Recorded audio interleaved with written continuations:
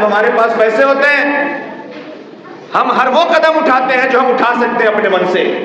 ہر جھوٹی شان کے پیچھے بھاگتے ہیں، ہر نام و نمود کے پیچھے بھاگتے ہیں، ہر دنیا کی تمام چیزوں کے پیچھے بھاگتے ہیں، اور جب ہماری حالت خراب ہو جاتی ہے پھر ہمیں اللہ نظر آتا ہے اور اللہ کے دربار نظر آتا ہے۔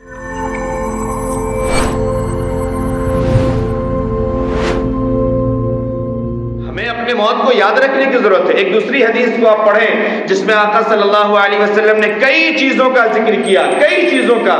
مکمل زندگی کا ایک خلاصہ۔ اس میں سے ایک چیز یہ ہے، آقا صلی اللہ علیہ وسلم نے فرمایا کہ صحت کو غنیمت سمجھو مرض آنے سے پہلے۔ تمہیں کوئی مرض لاحق ہو جائے، تم بیمار ہو جاؤ، اس سے پہلے صحت کو غنیمت سمجھو۔ آج صحت کے وقت میں ہم دندنا رہے ہیں، صحت کے وقت میں ہمارا جو جی چاہ رہا ہے ہم وہ کر رہے ہیں، ہمارے جسم میں طاقت ہے تو ہم جو چاہیں گے وہ کھائیں گے، جو چاہیں گے وہ پیئیں گے، جہاں من میں آئے گا وہاں جائیں گے، جو میرا نفس کہے گا ہم وہی کریں گے، صحت سے ہم کوئی فائدہ نہیں اٹھا رہے۔ آقا صلی اللہ علیہ وسلم نے فرمایا صحت کو غنیمت سمجھو اس سے پہلے کہ تم مرض میں مبتلا ہو جاؤ۔ آقا صلی اللہ علیہ وسلم نے فرمایا کہ فقر کو آنے سے پہلے اپنی مالداری کو اور وسعت کو غنیمت سمجھو۔ آج جب ہمارے پاس پیسے ہوتے ہیں، ہم ہر وہ قدم اٹھاتے ہیں جو ہم اٹھا سکتے ہیں اپنے من سے، ہر جھوٹی شان کے پیچھے بھاگتے ہیں، ہر نام و نمود کے پیچھے بھاگتے ہیں، ہر دنیا کی تمام چیزوں کے پیچھے بھاگتے ہیں، اور جب ہماری حالت خراب ہو جاتی ہے پھر ہمیں اللہ نظر آتا ہے اور اللہ کے دربار نظر آتا ہے۔ آپ نے فرمایا اس سے پہلے غنیمت سمجھو، موت سے پہلے زندگی کو غنیمت سمجھو۔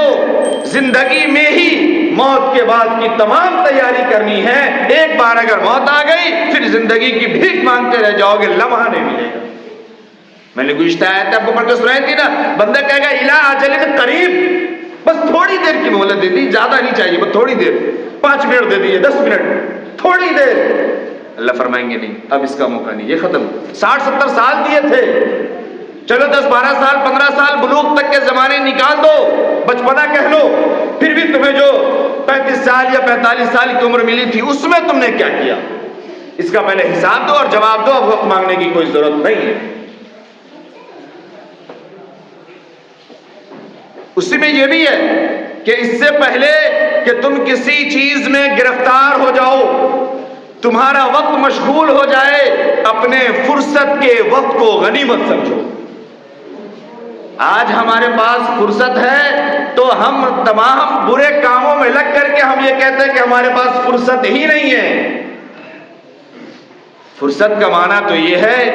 کہ آج ہمیں اللہ نے اتنی وسعت دی ہے، اتنی طاقت دی ہے، اتنی صلاحیت دی ہے، اتنی جوانی دی ہے، اتنے اچھے ہاتھ پاؤں دیے ہیں، اتنا سب کچھ ہے کہ ہم اللہ کے احکام کو پورا کر سکتے ہیں، مگر ہم نہیں کرتے۔ یہ سمجھنے کی ضرورت ہے۔ تو آج موت سے ہم پورے طور پر غفلت میں ہیں، کوئی دھیان نہیں ہے، کوئی خیال نہیں ہے۔ اس کو یاد کرنے کے لیے قرآن 1 نمبر پہ، پھر اس کے بعد اس کا ذکر، اس کا تذکرہ، اور دوسرے میں ایک بات عرض کروں، ایک سب سے آسان اور سب سے اچھا طریقہ جو ہمارے درمیان ہر وقت اللہ دکھاتا رہتا ہے وہ یہ ہے کہ جب ہم اپنے گھر سے کسی کے جنازے کو، اپنے محلے سے کسی کے جنازے کو، اپنے دوست احباب میں سے کسی کے جنازے کو اٹھاتے ہیں اور اٹھا کے نکلتے ہیں اور قبرستان تک پہنچاتے ہیں نا، یہ سب سے مؤثر اور سب سے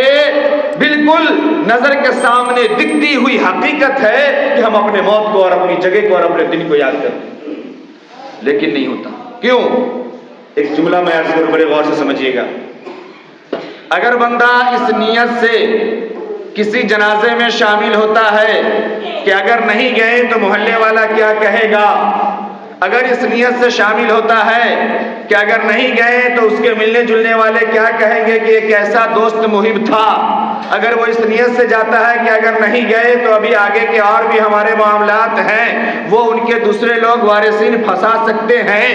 اگر وہ دنیا کو نظر کے سامنے رکھ کر کے ایک بھیڑ کی شکل میں جنازے میں شامل ہوتا ہے، پھر اس سے جنازے سے کوئی عبرت اور کوئی پیغام اور کوئی نصیحت نصیب نہیں ہوتا۔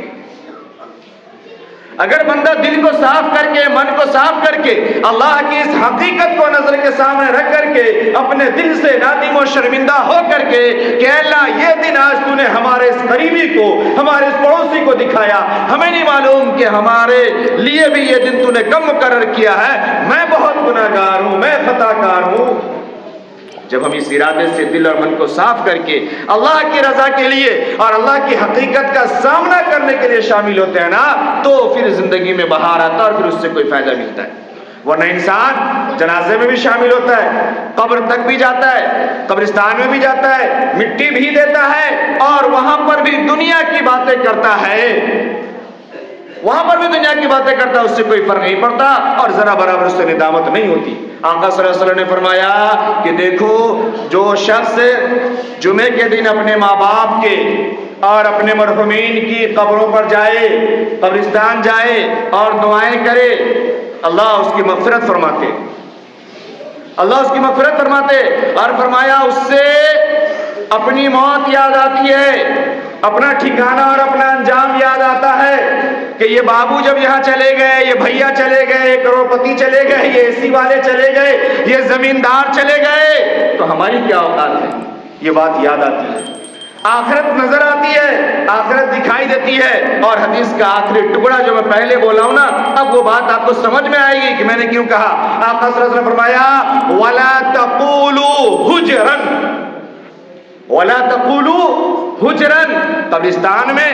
قبر کے پاس میت کے لیے گئے ہیں، دعا کے لیے گئے ہیں، ایسی جگہوں پہ دنیا کی باتیں مت کرو، بیکار کی باتیں مت کرو، ہنسی مذاق کی باتیں مت کرو، چٹکی لینے کی باتیں نہ کرو. وَلَا تَقُولُوا حُجْرًا، اس چیز کو چھوڑ دو، یہ بیکار لایانی چیزوں میں اور ادھر ادھر کی باتوں میں مت لگو، بلکہ اس جگہ کو دیکھو، اس کے انجام کو دیکھو، اپنی انجام کو یاد کرو اور پھر وہاں پہ ایصال ثواب اور مغفرت کے لیے جو کر سکتے ہو، جو پڑھ سکتے ہو وہ پڑھو اور دل ہی دل میں اللہ کے سامنے رو اور گر گراؤ، اپنے مرحومین کو بھی بخشواؤ اور اپنے ٹھکانے کو بھی اچھا بناؤ اور اپنے انجام کو بہتر کرو. آقا صلی اللہ علیہ وسلم نے فرمایا کہ مرحوم، مردہ، میت ایسا ہے جیسے ڈوبنے والا، ڈوب رہا ہو کوئی اور ڈوبنے والا جیسے مدد کے لیے فریاد کرتا ہے، ویسے ہی یہ مرحوم اپنے لوگوں کی دعاؤں کے لیے منتظر رہتے ہیں اور انتظار کرتے رہتے ہیں. حدیث کے الفاظ ہیں. اور پھر جب اس کا کوئی بھائی ہو، بیٹا ہو، ماں ہو، رشتہ دار ہو، جب کوئی اس کے لیے دعائیں کرتا ہے، اللہ تعالیٰ اس کی دعا کو وہاں اس تک پہنچاتے ہیں. یہاں تک الفاظ موجود ہیں کہ اللہ اس دعا، یہ دنیا والے کی دعا کو